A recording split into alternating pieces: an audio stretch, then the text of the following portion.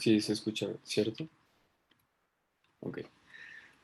Mi nombre es Daniel Girbao Orozco y el día de hoy vamos a platicar sobre acidosis y alcalosis respiratoria. ¿De acuerdo? También voy a tratar de aportar un poquito sobre el tema fisiológico porque en relación a eso va a ser mucho más fácil identificar la etiología que corresponde a cada mecanismo fisiológico en realidad, ¿no? Entonces, en ese sentido, posteriormente veremos la interpretación de la gasometría arterial. Aprendí yo una manera un poquito diferente, quisiera compartírselas, quizá pueda a algunos servirles. Y pues bueno, el abordaje diagnóstico que cada uno de los perfiles tiene para orientarnos hacia el diagnóstico y por ende dar el mejor tratamiento posible. En el tema fisiológico simplemente quisiera compartirles este video en donde básicamente, pues bueno, la importancia de mantener el equilibrio en el pH o el equilibrio ácido-base, pues es en base a diferentes mecanismos, ¿cierto? Eh, estos mecanismos pueden estarse dando por el sistema pulmonar o el sistema renal. Básicamente a través del sistema pulmonar, pues es el proceso ventilatorio que nos va a permitir la exhalación del CO2 y por ende regular el pH, ¿no? O los mecanismos renales que ahorita vamos a hablar, pero que son un poco más tardíos y nos van a permitir también regular el pH, ¿de acuerdo?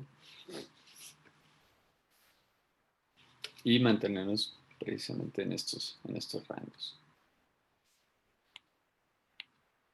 Tenemos 4 aspectos de trastornos: alcalosis respiratoria, acidosis respiratoria, que vamos a hablar más enfocados a eso, pero el video también nos comparte de los 4. ¿Sí?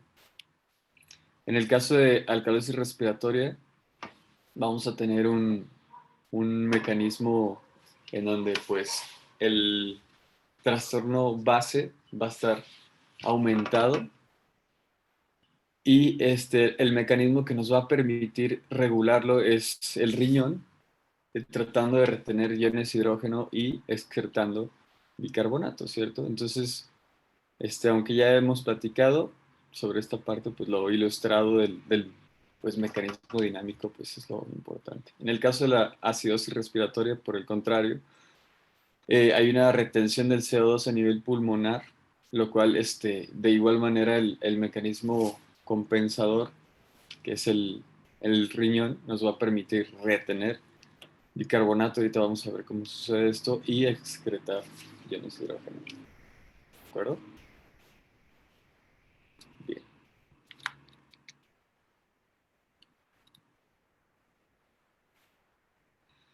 Encontré un artículo que, bueno, está realmente viejito, pero nos da una idea inclusive pues, sobre estos temas que son importantes. Ahorita ya más adelante lo vamos a ver con el gradiente alveolo este, arterial, pero pues como igual también dato cultural vale la pena comentarlo. En el tema de la Ciudad de México, la altitud y las presiones estimadas de gases, la altitud es de 2238, la PCO2 35, PAO2 68 y presión parcial de oxígeno 62, ¿de acuerdo? Todo esto es importante sobre el tema de la difusión e intercambio de gases, ¿no? Inclusive la FiO2. Y bueno, sí habíamos comentado y platicado un poco de los mecanismos buffer. Simplemente a manera de recordatorio y pasándolos rápido, pues es lo que nos va a permitir identificar el mecanismo fisiopatológico desencadenando, eh, y por ende saber dirigir más nuestra terapia, ¿no? O inclusive el abordaje diagnóstico. En el caso de la producción, eh, en los pacientes con acidosis respiratoria, inclusive dejamos en tratamiento dieta baja en carbohidratos, ya que gracias a esto, por el metabolismo de los carbohidratos y gases, hay producción de CO2, lo cual, por este simple hecho, pues, y otros mecanismos, se producen más de 1500 milimoles de CO2 por día, ¿no? Y pues, también en el caso de ejercicio físico, hay un aumento del CO2, ¿no? Por eso el mecanismo anaeróbico se deja o se desencadena para producir lactato, entre otras cosas. El transporte, importante mecanismo que está dado por la labor de los eritrocitos, ¿sí? Y aquí la intervención de, obviamente, la enzima anidrasa carbónica, pues para convertir a partir del PO2 a ácido carbónico, ¿no?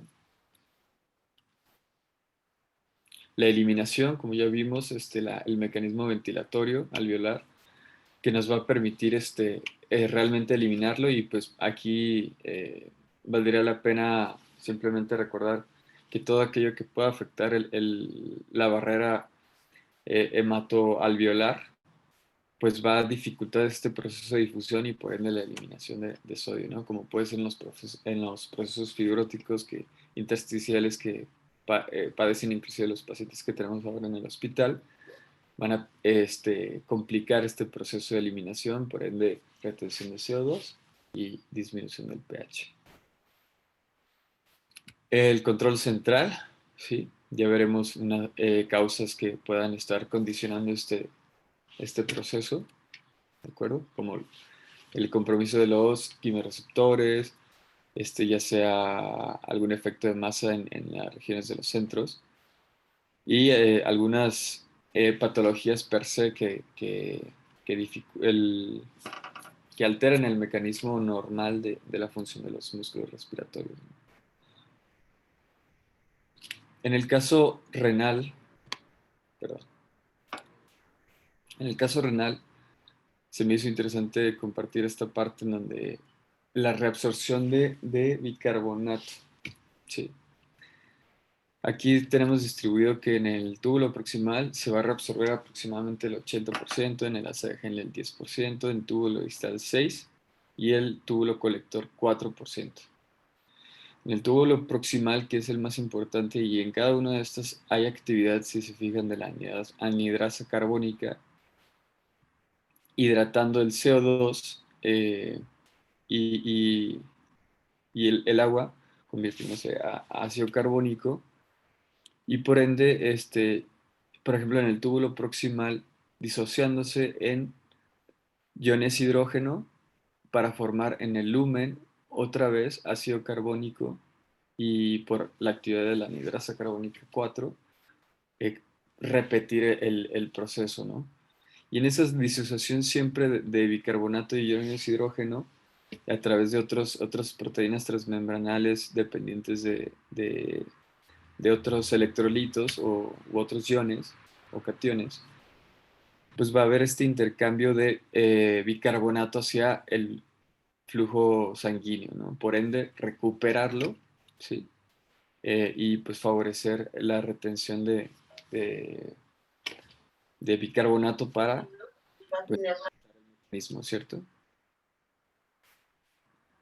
En las células intercaladas tipo A del túbulo distal, el mismo mecanismo y la misma presencia de la anhidrasa carbónica en la disociación del ácido carbónico en iones de hidrógeno, y ya la intervención de la ATPasa única para excretar hidrogeniones a nivel luminal, o sí, la luz tubular, y la actividad de la proteína transmembranal para intercambiar cloro por bicarbonato. Este es un mecanismo importante que hay que simplemente recordar, porque en pacientes con acidosis respiratoria, dependiendo la elevación del bicarbonato, vamos a tener hipocloremias, ¿de acuerdo?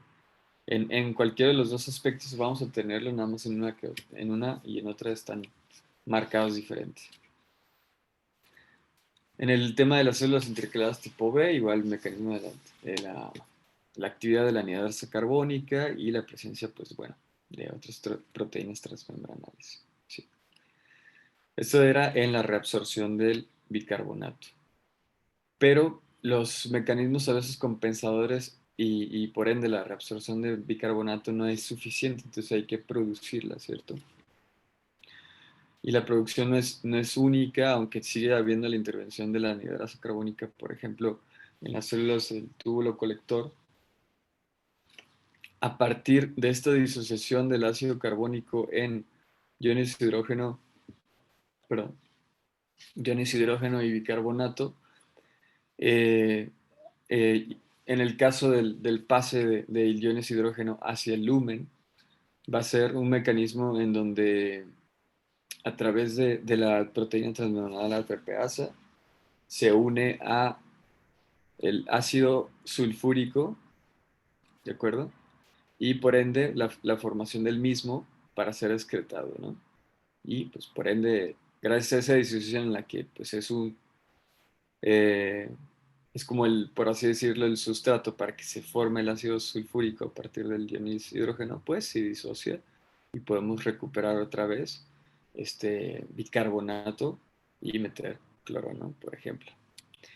En el caso del amonio, de igual manera, a partir de la glutamina y este par de enzimas, vamos a, vamos a poder producir amonio, ¿de acuerdo?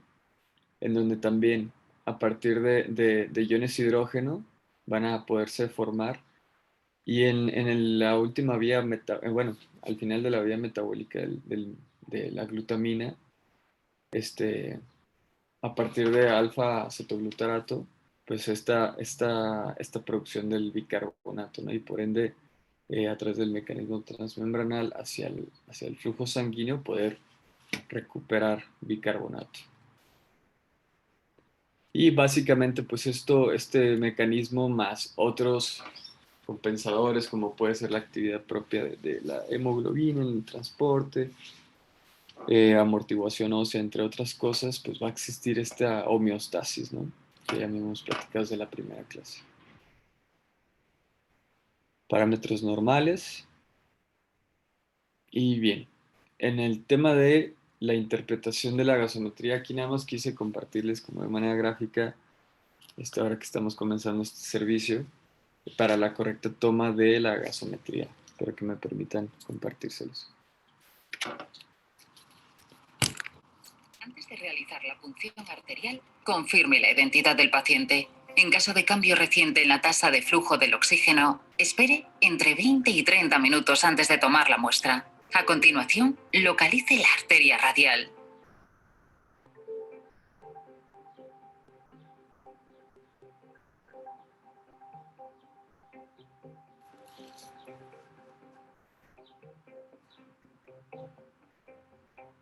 Limpie la zona de la punción con un algodón. Para jeringas de autollenado, configure el émbolo según el volumen recomendado. Localice de nuevo la arteria. Puede usar el dedo índice y el medio para identificar la ruta de la arteria. Sujete la aguja con un ángulo de 45 grados o menos y realice una punción de la piel justo delante de su dedo índice, asegurándose de que la inserción de la aguja siga la ruta de la arteria. Detenga la inserción cuando vea que entra sangre en la jeringa y mantenga la posición hasta que haya recogido el volumen deseado. Extraiga la aguja y aplique presión en el lugar de punción. Retire la aguja usando un dispositivo de seguridad.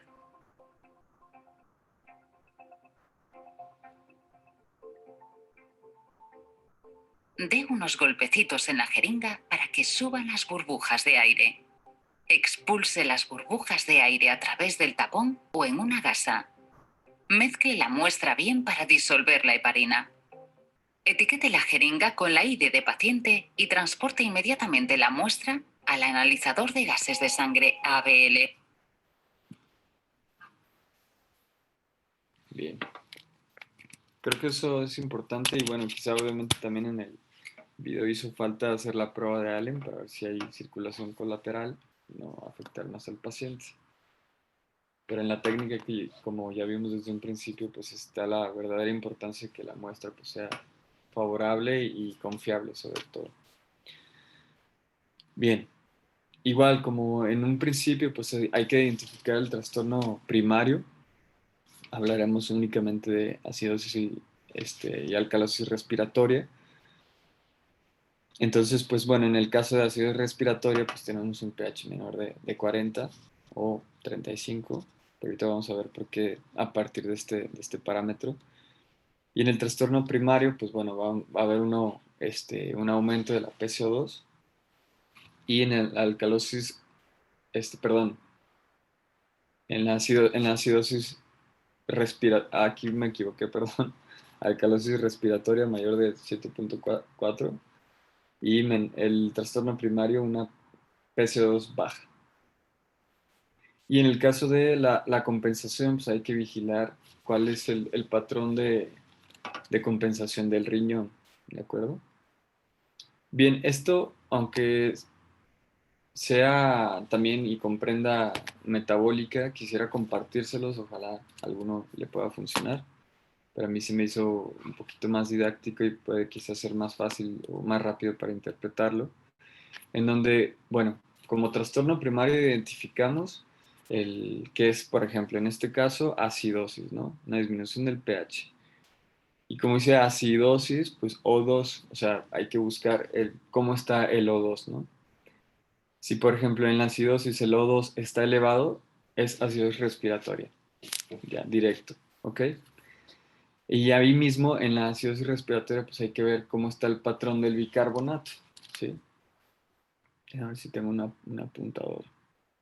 Si se ve el apuntador, ¿verdad? Entonces, pH bajo, acidosis, y automáticamente hay que buscar el PCO2, independientemente de cualquier cosa, buscar el PCO2. Si el PCO2 está elevado, es una acidosis respiratoria. El problema es respiratorio, ¿de acuerdo?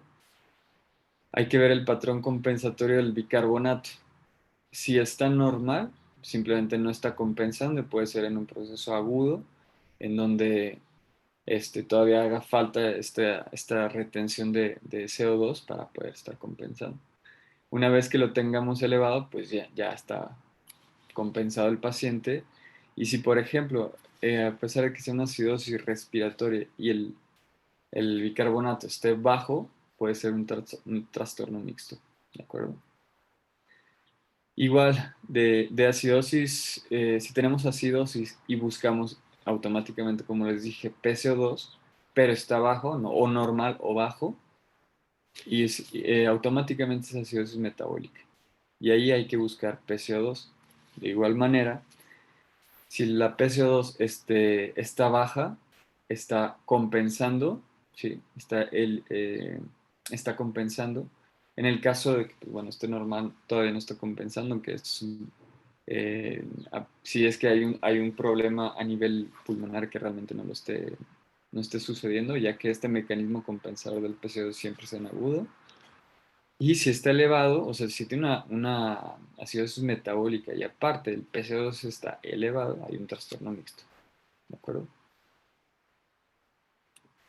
Igual, en el caso de alcalosis, si es alcalosis, hay que buscar bicarbonato, ¿cierto? Entonces, si el bicarbonato está elevado, es automáticamente alcalosis metabólica, por ende hay que buscar el PCO2. Si el PCO2 está elevado, está compensando, como dijimos, de manera aguda. Si está normal, todavía no está compensando, o hay que ver por qué no está compensando el paciente.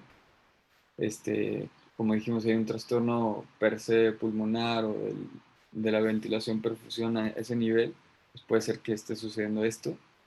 Y en el caso de que, además de que tenga una alcalosis, perdón, sí, una alcalosis metabólica y la PCO2 está baja, está disminuyendo, es un trastorno es mixto. ¿Sí? En el caso igual de alcalosis, como siempre recuerden, si es acidosis, buscar PCO2, si es alcalosis, buscar automáticamente bicarbonato. Si hay una alcalosis respiratoria, bueno, si está el bicarbonato bajo, es automáticamente alcalosis respiratoria. Hay que buscar qué está pasando con el bicarbonato. Si está elevado, perdón, si está bajo, pues bueno, ya está compensando. Si está normal, todavía no está compensando, puede ser por la línea temporal o algún trastorno propio del riñón que no esté permitiendo esto. Y si está elevado, puede ser ya un trastorno mixto. ¿De acuerdo? Bien. Ya esto lo han comentado, pero pues simplemente recordarlo en el tema de la compensación. En la acidosis respiratoria y alcalosis respiratoria, por ejemplo, en la acidosis respiratoria aguda, simplemente esto es como una constante o un mecanismo que, pues bueno, esto nos va a ayudar a confirmar que sí estamos en un proceso agudo o crónico, que es la parte como fina de poder identificar que ya sea en alcalosis o en acidosis respiratoria, el proceso sea agudo o crónico. La mayoría de las veces va a ser muy evidente por la clínica del paciente, por el procedimiento fisiopatológico que está llevando a cabo. Y pues bueno, eso nos va a ayudar a corroborar que realmente esté sucediendo esto, ¿no?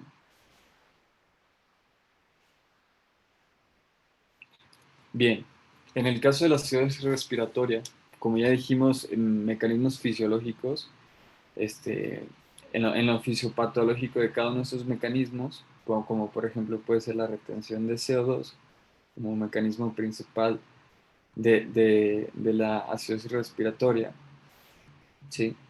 Pues tenemos como causalidad, ahorita lo vamos a ver más a detalle, pero lo primero que vamos a ver del paciente pues es la clínica, ¿no?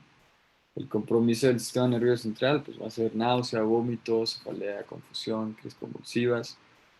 Este, por el hecho de ser una retención de CO2, pues va a haber una vasodilatación capilar, mayor flujo sanguíneo y aumento de la presión intracraneal, ¿no? De ahí también es importante pues, mantener los niveles de CO2 pues, para evitar este proceso fisiopatológico, ¿no? A nivel cardiovascular, un aumento de la presión arterial, frecuencia cardíaca, el gasto cardíaco, el tono simpático y arritmias, ¿no? Que son el contexto que tenemos que estar cuidando en estos pacientes, ¿no? A nivel renal, gracias a esta retención de CO2, es curioso que se desarrolla vasodilatación, pero por arriba de 70 milímetros de mercurio de CO2, de PCO2, va a haber una vasoconstricción. Por ende, un estímulo del sistema adrenina-angiotensina-aldosterona, un aumento de la, de la vasopresina, y va a perpetuarse este ciclo para seguir aumentando el sodio, recuperando el sodio, aumentando la presión arterial todavía más, etcétera. Entonces va a ser aquí un ciclo vicioso. Como causas que podríamos identificar con la clínica de este tipo de pacientes, sí, en agudo, pues hay que investigar fármacos, ahorita veremos bien a detalle cuáles. Por ejemplo, en el contexto de un traumatismo craneoencefálico, por la depresión del sistema, de los centros respiratorios, perdón, eh, el contexto isquémico de un paciente y SAOS, ¿de acuerdo? En el compromiso de músculos respiratorios, pues el uso de succinilcolina en los pacientes, a la hora de estar en el proceso de intubación, estenia gravis, síndrome de Guillain-Barré, estatus epiléptico, tétanos, parálisis hipocalémicas, todas estas que afectan los músculos respiratorios y por ende la ventilación adecuada y eliminación de estos pacientes, ¿no? Por únicamente ventilación. En el caso de obstrucción, si el contexto es en la aspiración de un paciente, laringoespasmo, broncoespasmo, etcétera, cosa que pues vamos a saber identificar en la exploración física. Defecto en la ventilación, como dijimos en agudo, pues puede ser la presencia de neumotórax, hidrotórax, síndrome de distrés respiratorio agudo, TEP, asma, edema pulmonar, neumonía, ¿de acuerdo? En el abordaje, pues, ¿cómo saber identificarlo? Como dijimos, en relación a las causas, pues vamos a tener que hacer, obviamente, una historia clínica completa, anamnesis, de asma en el caso, congestión, en falla cardíaca, el uso de drogas, como puede ser los opiáceos, hay una depresión de la función respiratoria. En la exploración física, obviamente, signos vitales, con un patrón respiratorio específico, como puede ser en el asma, ¿no? Encontrar sibilancias, la mecánica muscular, si es el caso de tener una patología que esté comprometiendo los músculos respiratorios, S3 o S4 en falla cardíaca aguda y obviamente la exploración física neurológica. ¿Sí? El patrón gasométrico arterial, pues vamos a tener una acidosis respiratoria aguda, una disminución del pH menor de 7.25, bicarbonato menor de 30, ¿sí? Y una PCO2 mayor de 60. ¿De acuerdo? Lo importante aquí va a ser saber identificar los patrones también electrolíticos, ya que como dijimos en la retención o en la compensación gracias a la retención del bicarbonato, pues puede haber hipocloremias, ¿sí? O hiperfosfatemias a nivel tisular, ¿no? Para compensar. Eh, o por el mismo proceso ácido, o por el mismo desorden, perdón, ácido-base. Normalmente el anión GAP está normal. Y lo que nos va a funcionar sobre todo en esta parte de la acidosis respiratoria, si es que en la clínica el paciente no es muy evidente para saber identificar el mecanismo o la zona anatómica que nos está condicionando esta retención de CO2, va a ser evaluar el gradiente alveolar arterial de oxígeno.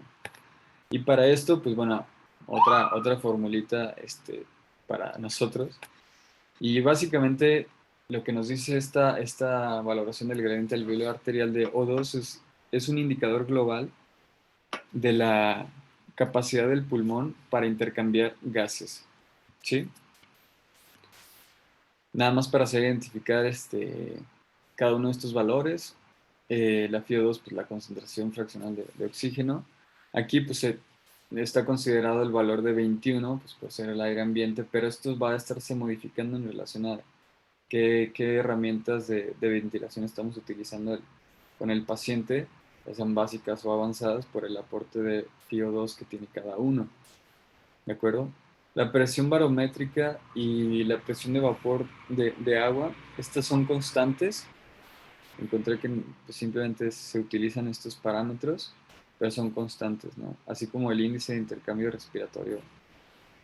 Eh, la presión la presión media de CO2 alveolar se asume que tiene que ser igual a PCO2 arterial. ¿Sí? Bien. Inclusive aquí comentan que normal en jóvenes es menor de 10 milímetros de mercurio, ¿sí? Y puede ser inclusive en mayores de 70, menor de 30 milímetros de mercurio. Como es un poco amplio el rango de normalidad en relación a la edad, hay una fórmula, ¿sí? Para ajustar en relación a la edad el paciente cuál sería el parámetro normal, ¿sí? Pero vamos a tomar de referencia estos dos contextos, en donde si por ejemplo en el caso de los jóvenes o lo tomáramos por simplemente edad, si el resultado fuera menor de 10, ese sería un rango de normalidad. Superando este rango sería elevado y por ende el trastorno primario, identificándose primario como el causante del problema de la ventilación-perfusión pulmonar.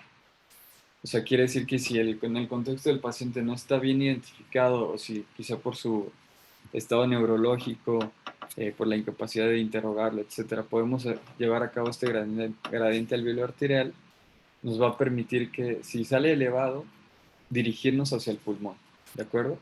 Y dirigirnos hacia el pulmón en específico para valorar el parénquima o la circulación pulmonar, ya que la ventilación propiamente, la vía aérea, no está tomada en cuenta aquí como primario, ¿de acuerdo?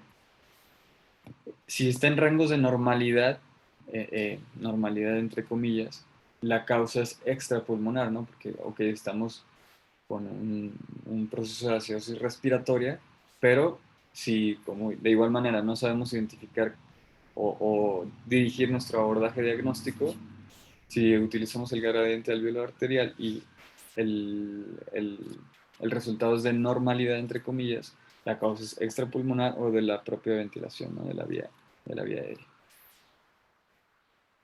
Entonces, pues bueno, es un indicador global de la capacidad del pulmón como intercambiador de gases. Ya dijimos, si aumenta es cuando la insuficiencia respiratoria, tanto hipoxémica o hipercápnica, se debe a patologías que afectan el parénquima, circulación, ¿de acuerdo? Alterando la difusión y por ende el desequilibrio de la ventilación-perfusión o un shunt intrapulmonar. En el caso normal, si es pues una insuficiencia respiratoria hipercápnica y es extrapulmonar. En el tratamiento, pues bueno, como en los trastornos ácido-base, sobre todo agudos, pues tratar la causa cuando sea posible. Pero aquí, como son agudos y dependiendo la severidad de la clínica del paciente o los parámetros, pues bueno, hay que asegurar la vía aérea, administrar oxígeno, ya sea en relación a la necesidad y la tolerancia del paciente, puntos nasales, puntos de alto flujo, inclusive ventilación mecánica. Tratando de obtener metas de PO2 mayores de 60-70 y saturación de oxígeno mayor de 88, en caso agudo. Obviamente, pues, si tenemos más, pues mejor. Pero en el caso agudo, siempre tratar de superar estas metas. ¿Cuándo utilizar la ventilación mecánica? Pues ya lo sabemos en caso de apnea, que es el paciente obnubilado o alteración del estado de alerta, hemodinámicamente estable o un pH menor de 7.10 o una PCO2 mayor de 80. ¿De acuerdo? El uso de bicarbonato en ciertos casos, si el contexto del paciente nos da para el uso de antibióticos de manera empírica o oportuna, beta-2 agonistas, esteroides, dependiendo del contexto del paciente, en donde ya supimos que es la causa, ¿no? En específico. Y la dieta baja en carbohidratos, como dijimos hace un ratito, sobre una dieta baja en carbohidratos, pues va a permitir que disminuya la producción de CO2, por ende, pues nos favorecerá.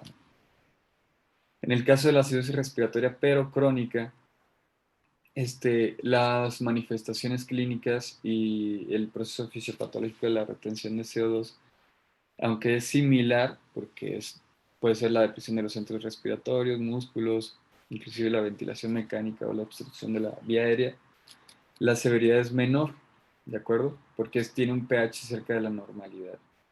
Aún así, la sintomatología, que sí cambia un poco, puede ser, por ejemplo, en el caso del sistema nervioso, temblor, ataxia, disminución del apetito, cardiovascular, pues, la hipertensión pulmonar. O sea, en este proceso o trastorno ácido básico que está apenas desarrollándose o se desarrolla con el paso del tiempo, pues puede darse la oportunidad de desencadenarse otra clínica y otros procesos fisiopatológicos, como en el caso de la hipertensión pulmonar, ¿no? Tener unas PCO2 constantes y elevadas, quizá no tantas como en la aguda, pero sí elevadas. Edema periférico, taquicardias supraventriculares o arritmias ventriculares, ¿no? Normalmente el riñón está con una tasa de filtración normal, cosa contraria con la aguda, que sí hay afectación renal. Las causas iguales, identificar en relación a lo que en teoría nos ayudaría a identificar la elevación y la retención de CO2, pues, relacionar su causalidad, ¿no? El uso de opiáceos, tumores, poliomielitis vulvar, en el caso de los músculos respiratorios, lesión medular, esclerosis múltiple, distrofia muscular, cosas quizá que son de algunas sí agudas y otras crónicas, pero que van a condicionar una acidosis respiratoria crónica.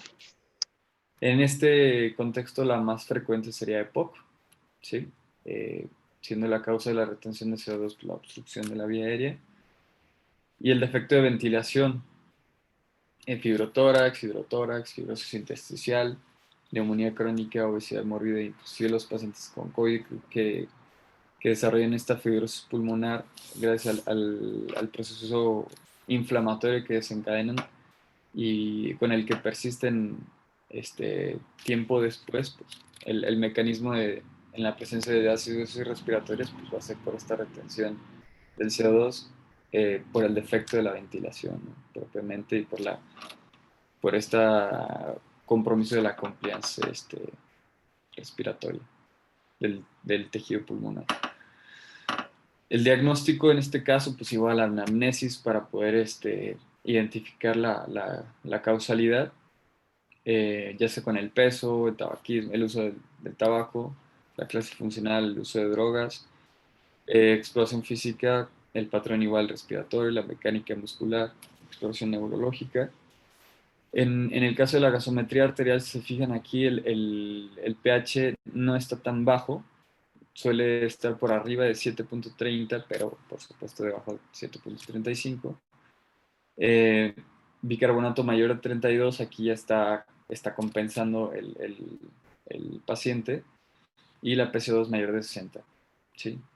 Aquí por el intercambio y por el mismo trastorno ácido-base, pues podemos tener la presencia de hipernatremia, hipocloremia también, pero aquí va a ser más franca porque como en el mecanismo agudo, bueno, perdón, en la acidosis respiratoria aguda, el mecanismo compensatorio del bicarbonato se da de manera más tardía, por eso tenemos una hipocloremia, pero es ligera. Cuando es franca, pues es cuando ya está compensando el paciente, entonces intercambia más cloro hacia el espacio intracelular, y por ende tenemos una hipocloremia, pues, obviamente sérica, ¿no? Hiperfosfatemia tisular. Normalmente, esta normal es casi siempre el potasio, calcio y magnesio, pero si estuviera bajo hay que sospechar el uso de beta 2 agonistas. Como ya dijimos en la hipocalemia, pues es un mecanismo de introducción intracelular del potasio. Y si está el anion gap normal, pues bueno, normalmente está así. Si está elevado hay que sospechar una acidosis metabólica por acidosis láctica. Y pues bueno, como la causa más frecuente puede ser EPOC o inclusive el trastorno de la ventilación, una neumonía crónica, ¿no? Tratamiento, aquí sí tenemos la oportunidad por la relativa estabilidad del paciente, pues tratar la causa, ¿no? Aún así, tenemos que igual asegurar la vía aérea, administrar oxígeno. Las metas aquí se modifican un poco en relación a la estabilidad del paciente, en donde las metas sí van también PO2 por arriba de 60-70 y saturación de oxígeno aquí ya de 88-92, ¿de acuerdo? Siempre hay que evitar la oxigenación excesiva, ¿no? Por eso el destete de los pacientes o evitar tratar de que la saturación de oxígeno de los pacientes estén por arriba de 98, ¿no? Inclusive 96. En el caso, bueno, también eliminar obviamente los tratamientos que se están usando de largo plazo de los pacientes que favorecen este estado de acidosis respiratoria crónica por sus mecanismos, los medicamentos que utilizan para dormir y sobre todo los sedantes, que pues ayudan a esta retención crónica e insidiosa de CO2, en el caso de SARS, entre otras cosas. Antibiótico-terapia si el paciente tiene un contexto de proceso infeccioso, broncodilatadores con EPOC, la dieta con la obesidad, ¿no? Ese mecanismo de movimiento respiratorio más restrictivo que pues, favorece la retención de CO2. Aquí no hay que irnos enfocados a tratar el pH ácido, sino la causa como tal que está condicionando este pH ácido. Pero puede ser en el cor pulmonar, la hipertensión pulmonar o el edema en las extremidades. Ahí se sugiere utilizar el uso de diuréticos. En el caso de la alcalosis respiratoria, aquí es la disminución del CO2. Manifestaciones clínicas, que es lo que pues, de primera instancia vemos en el paciente, igual sistema nervioso central, náusea, vómitos, cefalea, confusión, parestesias, mayormente ocasionadas por esta disminución del flujo cerebral, ya que la disminución del CO2 pues, favorece la vasoconstricción. Inclusive si utilizamos un electroencefalograma vamos a obtener la presencia de ondas de bajo o alto voltaje y aumento de la presión intracraneal, ¿no?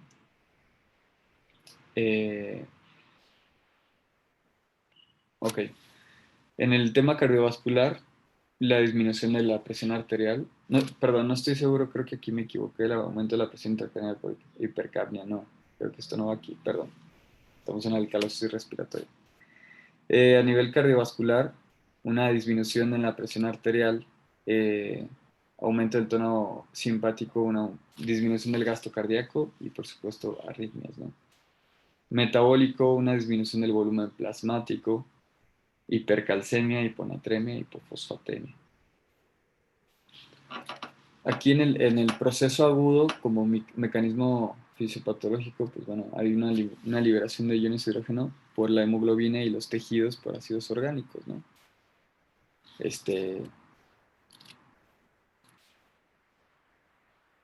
En la crónica, el mecanismo igual de la disminución de la CO2 va a ser de igual manera por hiperventilación, dolor, neumonía, asma, inclusive creo que aquí lo tengo.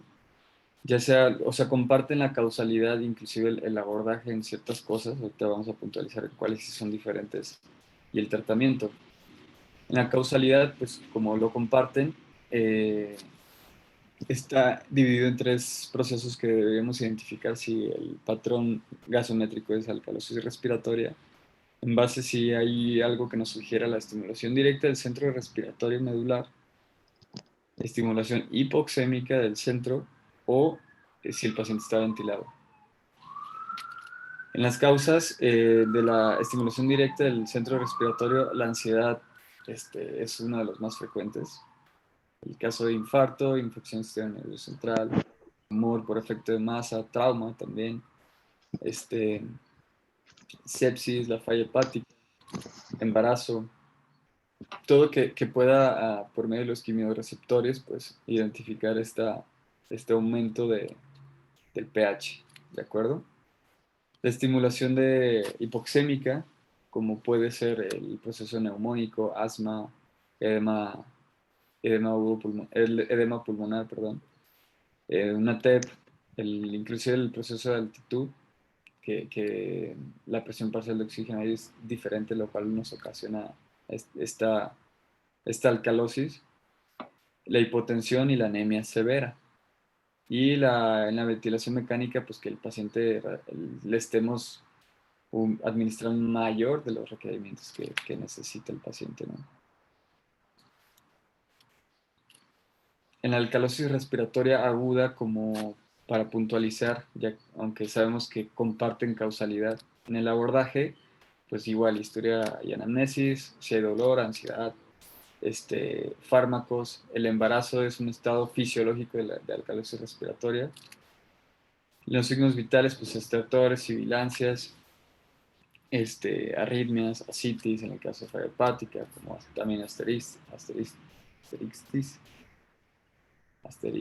perdón, cianosis, temblor, debilidad, en el caso de si hay, como dijimos, en el trastorno hipocalcémico, Chebostec y Trousseau. Gasometría arterial, aquí aún hay un aumento del pH, ya lo sabemos, y una disminución del PCO2 menor de 20, ¿de acuerdo? Aquí el mecanismo compensatorio los patrones de bicarbonato van a oscilar entre 24 y 16. Aquí hay hipercloremia, ya dijimos que es la contraria, ¿no? Vamos a tratar de eliminar el bicarbonato y por ende intercambiar este ion hacia el medio intravascular, por ende vamos a tener una hipercloremia. En el caso pues, de leucocitosis, se va a tratar de una infección, la anemia, y si tenemos un anion gap elevado, más ácidos metabólicas, o ácidos metabólica, hay que pensar en intoxicación por salicilatos. Utilizar tener en cuenta hemocultivos y radiografía de tórax, ¿no? Por los procesos neumónicos agregados que pueden ocasionar esta alcalosis. Abordaje de la crónica, si se fijan, comparte la mayoría, aunque en el sugestivo de alcalosis respiratoria crónica el trastorno hidroelectrolítico va a ser más evidente. Hiponatremia persistente, hipocalemias, hipofosfatemia e hipocalcemia. Aquí podemos también tener hematocritos elevados, porque en la cronicidad del padecimiento, como inclusive pudimos ver en la altitud, en los pacientes que se adaptan a otra altitud, pues tenemos inclusive policitemias, ¿no? PFH altas o el mismo tabaquismo. PFH altas, T3 elevadas, pues sospechar un hipertiroidismo, anión GAB elevado, como ya dijimos, con ácidos metabólicas, salicilatos. Y aquí simplemente una tablita que les compartí sobre causa y tratamiento, eh, en donde la ansiedad, pues bueno, aunque sea muy sencillo, favorece la retención de CO2 y por ende equilibra el pH. En la hipoxia, pues administrar oxígeno, en los salicilatos hay que forzar diuresis o alcalinizar la orina, o si es el caso, hay que someter al paciente a diálisis. Hipertiroidismo, su tratamiento de base, igual asma, neumonía, antibiótico-terapia, edema pulmonar, pues, diuréticos, etcétera, ¿no? Aquí es donde en la aguda y crónica, y mayormente en la crónica, vamos a tener la oportunidad de tratar la enfermedad primaria, ¿de acuerdo? Y sería todo. No sé si tienen alguna duda. Muy bien, Daniel. Muchas gracias. ¿Alguien tiene algún comentario o pregunta? Sí, yo. Por ejemplo, en cuanto al proceso agudo respiratorio, si nosotros identificamos que hay, sobre todo, por ejemplo, en los pacientes con ventilador, ahorita qué es lo que estamos tratando, o pacientes que le hacemos alguna modificación, si tenemos una acidosis o alcalosis respiratoria y hacemos una modificación, ¿en cuánto tiempo nosotros debemos de tomar una nueva gasometría para ver un cambio significativo, para ver si sí está funcionando nuestra intervención o tenemos que hacer alguna otra intervención? Eso sí lo comentó Daniel en la clase. Dile, Daniel. Sí, normalmente deberíamos esperarnos, bueno, inclusive la imagen de la buena técnica de la toma de gasométrica. Si hacemos una modificación, esperamos alrededor de 20 a 40 segundos, pero lo recomendable es que sea mayor de 3 minutos para que estos mecanismos compensatorios que precisamente se están dando por el aporte de oxígeno o en la disminución del aporte de oxígeno, se regulen estos mecanismos y por ende sea más confiable el resultado gasométrico, porque si lo tomamos inmediatamente del cambio, pues en realidad todo este proceso de mecanismo de compensatorio, por así decirlo, pues nos va a arrojar en otra realidad, ¿no? Y nosotros nos estamos anticipando a este resultado real de la gasometría. Normalmente, para ver un cambio sostenido, no tomas la gasometría antes de media hora. Eso es lo menos, ¿no? Normalmente pides la gasometría media hora, una hora después de que realizaste un cambio y se mantiene ese cambio. Es decir, por ejemplo, en el caso, ¿qué es lo más frecuente? Bueno, en el caso de acidosis respiratoria con una retención importante de CO2, lo que buscas es aumentar el volumen minuto para barrer el CO2, ¿no? Tal vez incrementar un poquito la relación inspiración-expiración. Entonces, si ese es el caso, pues no vas a ver un gran cambio si le tomas la gasometría a los 5 o 10 minutos de que hiciste las modificaciones en el ventilador, ¿no? Y ojo, siempre tienes que asegurarte de que el paciente está totalmente o bien sedado o respondiendo bien a los cambios que tú hiciste y acoplándose al ventilador, porque tú puedes hacer cualquier cambio en el ventilador. De ahí a que el paciente se deje llevar es muy distinto si no está bien sedado. Entonces, no vas a ver cambios en el ventilador si no está bien sedado el paciente. En la gasometría, si el paciente no está sedado y está haciendo su propio esfuerzo, ¿no? Entonces, Claro. tienes que sedarlo bien y acoplarlo al ventilador y ya tú manejar y manipular el ventilador como lo necesites manipular para tratar de mejorar al paciente. Pero sí, por lo general se prefiere no menos de media hora, ¿no? Okay. Okay. ¿Alguna otra duda, pregunta? Hay un tema bien importante que siempre lo comentamos con las clases de pregrado en neumología. Hay que tener mucho cuidado cuando veamos, no es raro que llegue el paciente con retención crónica de dióxido de carbono, ¿no? Y es un error muy frecuente, pero muy frecuente de algunos médicos, querer corregir esa retención de CO2, ¿no? Entonces, y también hay muchos pacientes que ya están perfectamente adecuados a una hipoxemia leve, ¿no? A vivir con saturaciones de oxígeno 84, 85%, y estar perfectos, o sea, sin ningún problema. Entonces de repente llegan al servicio de urgencias por alguna otra situación y zúmbale, ¿no? Les ponen el oxígeno y al ratito el paciente ya está bien dormido.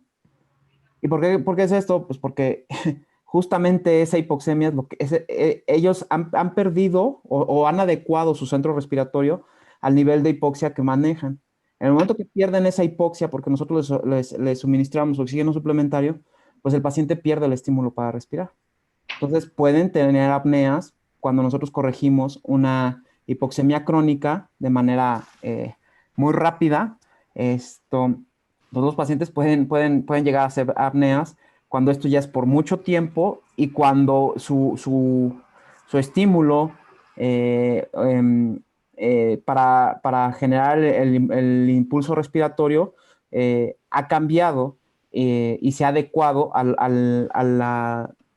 la manera en la que tiene que vivir con esa hipoxemia crónica o con esa hipercapnia crónica.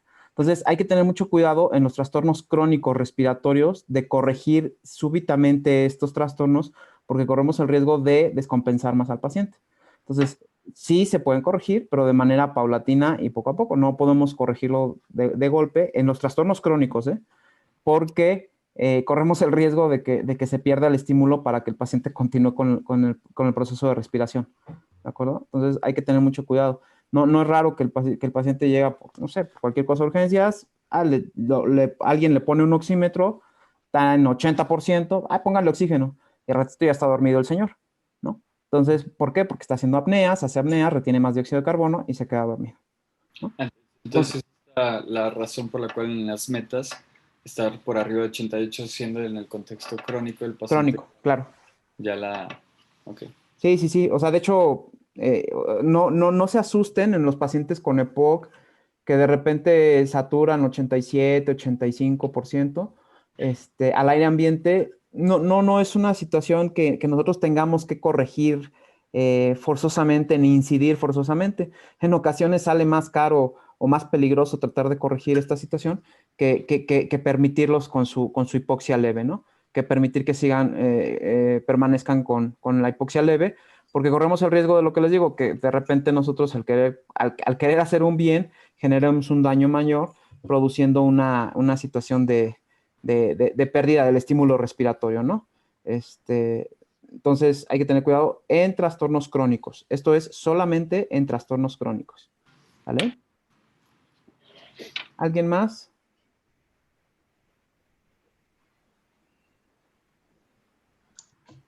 ¿Algo que quieran comentar? ¿Sí? Tengo una duda. Por ejemplo, en pacientes con enfermedad renal crónica, igual no deberíamos espantarnos si vemos este tipo de saturaciones, o sea, digamos tasas de filtrado glomerular ya casi en diálisis, por ejemplo. O sea, un paciente con enfermedad renal crónica que aparte está hipoxémico o cómo? Ajá, que esté presentando saturaciones igual como en 87, 88, o sea, haciéndole como este tipo de tamizaje con oximetría de pulso, ¿sería normal que lo viéramos así? Bueno, ahí sería más que habría que ver por qué tiene esa hipoxemia. Porque la pura enfermedad renal crónica, pues no tendría que ser su causa suficiente para que le bajara la saturación de oxígeno. Debería de tener algún otro problema, ¿no? O sea, el hecho de que no estuviera compensando un proceso acidótico, ¿no? Por ejemplo. Bueno, pero la compensación se daría a través del bicarbonato o de la PCO2. No tendríamos por qué esperar una hipoxemia, ¿no? O sea, la concentración de oxígeno, el oxígeno solamente está regulado por el proceso de respiración. No tenemos vamos, el bicarbonato, el riñón y ¿cómo se llama? Regula los trastornos ácidos bases a través del bicarbonato y de la PCO2. Y el pulmón lo regula a través también de PCO2 y de bicarbonato. Pero ninguno de los dos te consideraría de entrada hipoxemia. Es decir, en el momento en el que se empieza a presentar el trastorno, no hay. O si el paciente ya tiene trastornos del estado mental, pierde el estado de alerta por el trastorno ácido base, pues sí, probablemente sí ya caiga en una hipoxia y todo esto, pero primariamente no tendría por qué verse alterada la presión parcial de oxígeno o la saturación de oxígeno por la enfermedad renal crónica, a no ser que hubiera algo más, ¿no? Pues si tuviera un derrame o no lo sé. Pero propiamente la saturación no tendría por qué verse alterada, a no ser que tuviera de manera concomitante algún problema pulmonar. Ahí sí. ¿Vale? Ok. ¿Algo más? ¿Algún otro comentario? Doctor Díaz, ¿algún comentario que nos quieras hacer? Doctora Yo, Mireya. Francisco, doc. ¿Sí? Pues con respecto a lo de la enfermedad renal crónica, hay muchos pacientes con, bueno, lo que he visto en la práctica, que con anemia concomitante. Entonces, los oxímetros a través del mecanismo en el que detectan la saturación, justo por esta oxihemoglobina, pues a veces se sesga un poco esto de la saturación, o sea, pueden estar más hipoxémicos de lo que en realidad referiría la oximetría de pulso, ¿no? Sí, sí puede ser. Sin embargo, acuérdate que la anemia de la enfermedad renal crónica, pues también es una anemia crónica.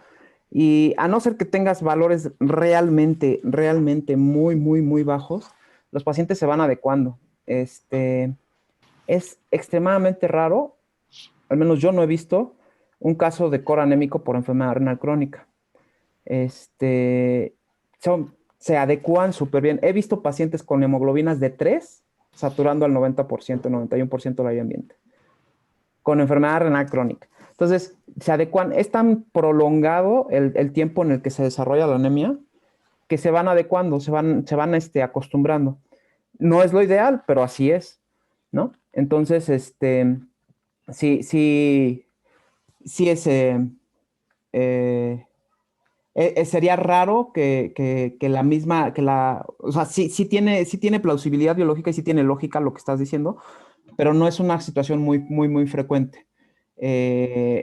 Más bien en el contexto de una anemia aguda, de un paciente con sangrado, por ejemplo, lo he visto más en pacientes ginecológicas que tienen dismenorrea, ¿cómo se llama esta? Metrorragias. En ellas sí he visto que haya disminución de la saturación de oxígeno por el descenso de la hemoglobina. Pero en la enfermedad renal crónica casi no lo he visto. Aparte, la gran mayoría de ellos, cuando ya están en tratamiento, incluso previo a la terapia de reemplazo, pues reciben eritropoyetina, ¿no? Y esta misma pues genera que disminuya mucho el riesgo de que haya una hipoxemia, ¿no? Entonces, es raro. Puede ser, pero la verdad que sería algo raro, ¿no? Es más en el contexto de una anemia más aguda. Una anemia aguda, sí, por supuesto que sí se van a poner malitos, hipoxémicos y todo lo que quieran. Pero al menos en particular en la enfermedad renal crónica, casi no lo he visto. Doctora Rodríguez andaba por ahí, el doctor Osvaldo Díaz, no sé si quieran comentarnos algo.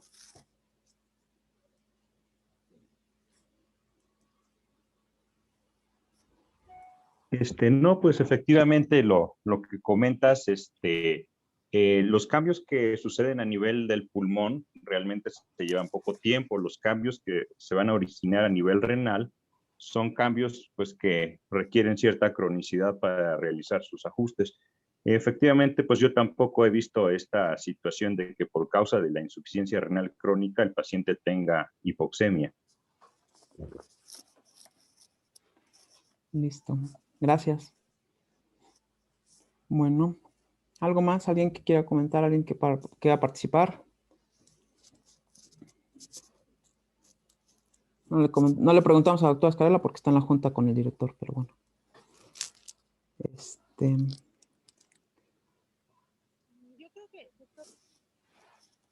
Casi no lo oímos, doctora.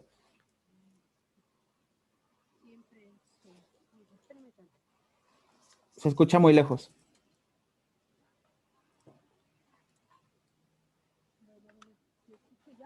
Ahí ya se escucha mejor. Bueno, ¿ya me escuchó? Sí, muy bien. Sí. Perdón, buenos días a todos. Bueno, nada más agregar lo que usted realmente acaba de comentar, que todos los pacientes crónicos hay que ser muy cuidadosos porque efectivamente muchos de ellos ya tienen enfermedades crónicas, sobre todo los pacientes geriátricos, y que finalmente ellos entran en un estado de compensación. Entonces, el alterar este estado de ellos podría perjudicarlos, como usted claramente lo comentó. Entonces, fuera de eso, pues no, ningún otro comentario más. Listo, muchas gracias. Al contrario, doctor. Nada más una pequeña crítica constructiva, Daniel. Intenta moderar un poquito más tu tono de voz, es decir, elevar un poquito más la voz en algunos momentos, en otros disminuirla. Es decir, tener un poquito de alteraciones en el tono de voz para que no se haga tan monótona tu plática, porque mantienes el mismo tono de voz toda la plática y de repente pues eso también cansa. Y de repente un poquito levantar un poquito más la voz o bajar un poquito la voz, eso hace que la audiencia se mantenga cautiva, ¿sale? De acuerdo, sí, gracias. No, ¿de qué? Listo. Entonces, si no hay nada más, pues nos despedimos y nos veríamos el lunes en la próxima clase, ¿sale? Que tengan excelente fin de semana y buena guardia los que tengan guardia. Gracias. Bye.